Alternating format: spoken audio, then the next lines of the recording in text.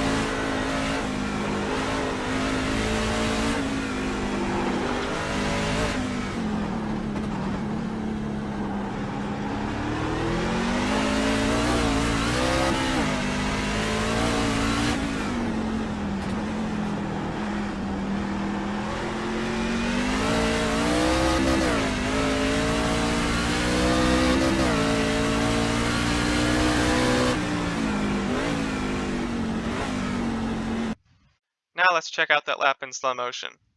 So before I get to our lap here, if there's anything to take away from this track guide, it's these 2 points. One, be super smooth on your throttle inputs on corner exit to minimize any wheel spin. And two, wait a long time before you downshift completely, because if you downshift too early, the rear gets really unstable. So with those 2 things in mind, let's look as we approach turn 1 here. So as we cross the finish line here, we're looking ahead for our brake markers, and I'm looking at these arrows as a brake reference and braking just about a car length before we get to them. Braking at around 90% brake pressure down to third gear, and then waiting a lot longer around here for second gear. So waiting quite late until we downshift to second gear. Patient on the throttle. You can see we're still waiting for the car to unwind the wheel fully before we get back to full gas. Finally back to full gas here up to third gear. Braking just past these arrows as we pull over to the left-hand side of the track. Getting on the brakes around 50% here, waiting late until we downshift to second, and then once again being very patient on the throttle input. Really easy to get the rear unstable if we get on full throttle too early.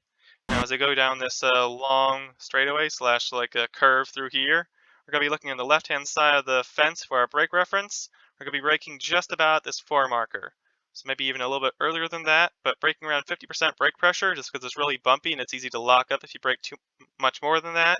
Down to third gear, and you can take a lot of speed through here, just turn in early, trying to avoid hitting the wall and exit, and then downshifting to second for the second part here, trying to hold a tight line, getting on the throttle quite early, but only partial throttle, and then waiting quite late until we get back to full throttle. You can see having to adjust the wheel a lot because the rear is just really unstable. Now as we go down this long straight, pretty easy braking reference here, braking just at the 4. So you can see as we're getting there, maybe a little bit earlier actually, but it's very smooth under braking here, so I think it's pretty easy to almost go 100% brake pressure initially, as you can see. So initially down to third, and then once again late downshift to second, turning in, trying to get right up to that wall, partial throttle, and as we go up this hill for this tight right-hander, not really a great brake reference, but as we just are able to see like the apex there as we get over the crest of this hill. As we just start to go down, that's when I let off the gas and start getting on the brakes around 70%. And this is like one of the slowest corners on the track, so you have to put a lot of wheel in the car, and it's really easy to spin the tires here, so very smooth on the throttle, especially with all that wheel input.